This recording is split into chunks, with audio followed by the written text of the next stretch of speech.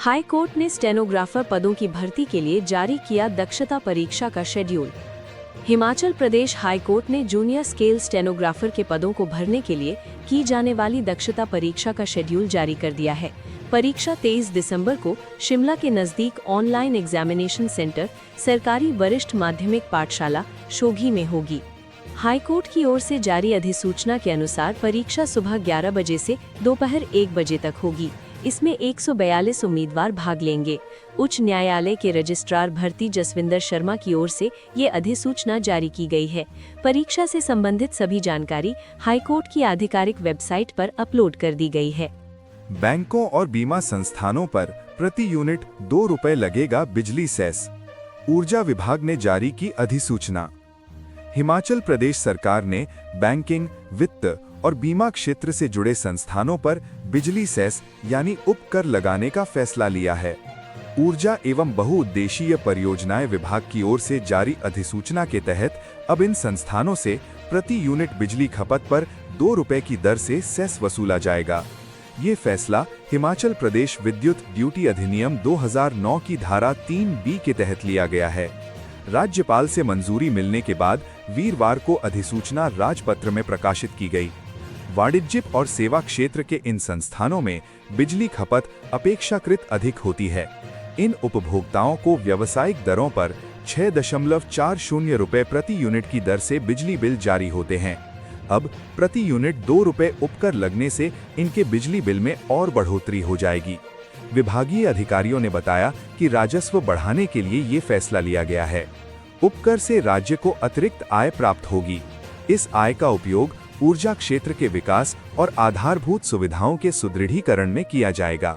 केंद्रीय गृह एवं सहकारिता मंत्री अमित शाह के 20 दिसंबर 2025 को कांगड़ा जिले के ज्वालामुखी के दौरे के मद्देनजर अतिरिक्त जिला दंडाधिकारी शिल्पी बेकटा ने भारतीय नागरिक सुरक्षा संहिता की धारा 163 के तहत ज्वालामुखी उपमंडल में एरो स्पोर्ट्स एवं हवाई गतिविधियों पर अस्थायी प्रतिबंध लगाया है। आदेश के अनुसार 20 दिसंबर 2025 को ज्वालामुखी उपमंडल के तहत पैराग्लाइडिंग, ड्रोन उड़ान, हॉट एयर बैलूनिंग सहित सभी प्रकार की एरो स्पोर्ट्स हवाई गतिविधियां पूर्णतः प्रतिबंधित रहेंगी। ये निर्णय वीवीआईपी सुरक्षा, सार्वजनिक सुरक्षा तथा कानून व्यवस्था बनाए रखने के उद्देश्य से लिया गया है। ये प्रतिबंध जिला पुलिस, सुरक्षा एजेंसियों एवं सरकार द्वारा अधिकृत निगरानी एजेंसियों पर लागू नहीं होगा। आदेश का उल्लंघन करने पर संबंधित के विरुद्ध भारतीय दंड संहिता की धारा 188 सहित अन्य कानूनी प्रावधानों के तहत कार्रवाई की जाएगी। वहीं शुक्रवार को पूर्व केंद्रीय मंत्री व हमीरपुर लोकसभा क्षेत्र से सांसद अनुराग सिंह ठाकुर ने भारतीय जनता पार्टी के वरिष्ठ नेता अमित शाह से शिष्टाचार भेंट की। शेयर मार्केट में निवेश के नाम पर 14 लाख की ठगी, साइबर ठगों ने ऐसे बनाया शिकार। शेयर मार्केट में निवेश के नाम पर एक और साइबर ठगी का मामला सामने आया है। अब शिकायतकर्ता ने बल्क शेयर डील के नाम पर व्हाट्सएप में कंपनी के नाम से आए फर्जी मैसेज के झांसे में आकर 14 लाख रुपए गंवा दिए। बालूगंज पुलिस ने इस संबंध में बीएनएस की विभिन्न धाराओं के तहत केस दर्ज कर मामले की छानबीन शुरू कर दी है। पुलिस को दी शिकायत में चौड़ा मैदानी निवासी ने बताया कि 31 अक्टूबर को उन्हें व्हाट्सएप पर एनबी ग्रुप में शामिल होने का आमंत्रण मिला।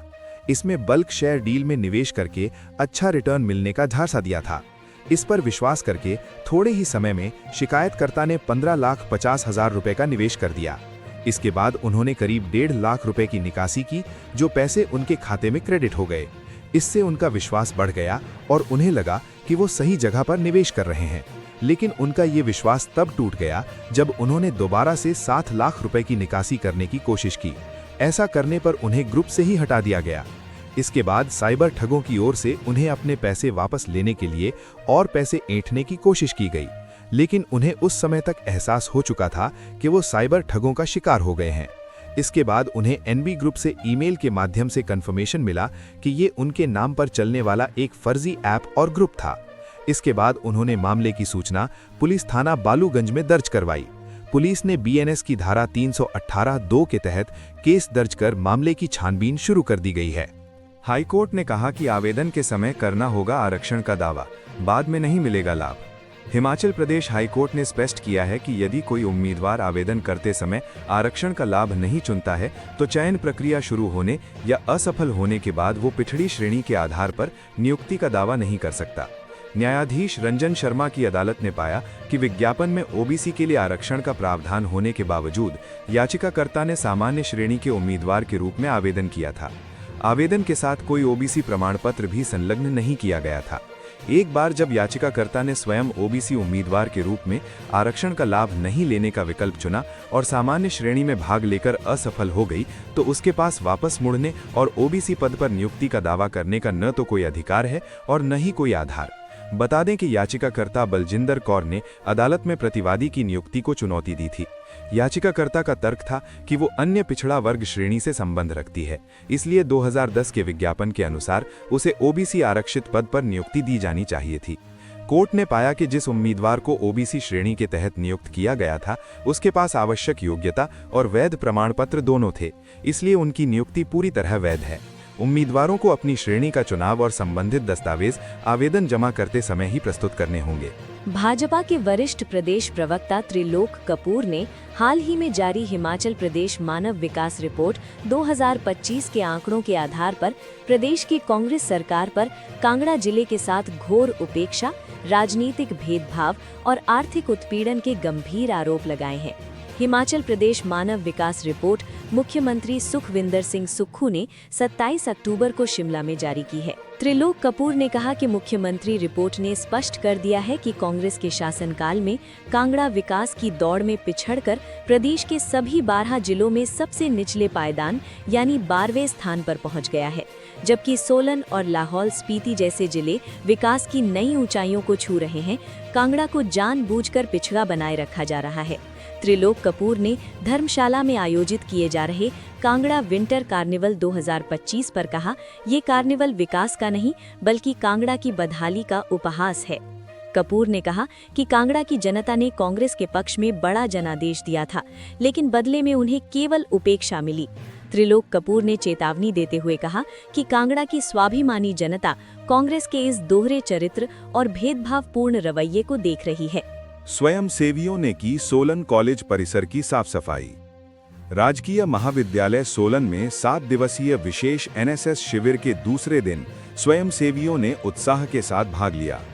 दिन की शुरुआत प्रभात फेरी और योग सत्र से हुई, जिसमें प्रशिक्षकों ने छात्रों को शारीरिक व मानसिक स्वास्थ्य के प्रति जागरूक किया। इसके बाद स्वच्छता अभियान के तहत करीब 70 स्वयंसेवियों ने कॉलेज के बीबीए, वीवॉक विभाग और प्रोफेसर आवासीय परिसर में श्रमदान कर सफाई की। दोपहर के सत्र में इतिहास विभाग के सहायक प्रोफेसर प्रमोद ठाकुर ने व्यक्तित्व विकास और नेतृत्व क्षमता पर व्याख्यान दिया। उन्होंने छात्रों को समाज में सकारात्मक बदलाव लाने के लिए प्रेरित किया। शाम को सामाजिक विषयों पर वाद विवाद प्रतियोगिता आयोजित की गई। दिन का समापन सांस्कृतिक कार्यक्रमों के साथ हुआ, जिसमें छात्रों ने लोक नृत्य और गायन की शानदार प्रस्तुतियां दी। अनिरुद्ध सिंह बोले, आधार सेवा केंद्र में एक ही छत के नीचे मिलेंगी आधार संबंधी सभी सुविधाएं। हिमाचल प्रदेश सरकार के ग्रामीण विकास और पंचायती राज मंत्री अनिरुद्ध सिंह ने शुक्रवार को एसडीए कॉम्प्लेक्स कसुम्पटी में प्रदेश के पहले आधार सेवा केंद्र का उद्घाटन किया। इस अवसर पर उन्होंने कहा कि पासपोर्ट सेवा केंद्र की तर्ज पर ही इस आधार सेवा केंद्र में लोगों की आधार संबंधी सभी सुविधाएं उपलब्ध होंगी। उन्होंने कहा कि हिमाचल में 3 आधार सेवा केंद्र स्वीकृत हुए हैं, जिसमें एक शिमला, मंडी और कांगड़ा में स्थापित किया जा रहा है। यह हिमाचल का पहला आधार सेवा केंद्र है।